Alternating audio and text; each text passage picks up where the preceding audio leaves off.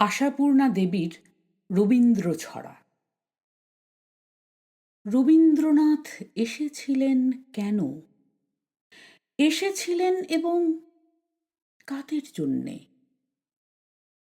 ১২৫ বছর পরে সেই কথাটাই ভাবছি হয়ে হন্যে, দেশের যত বেকার পুত্রকন্যে।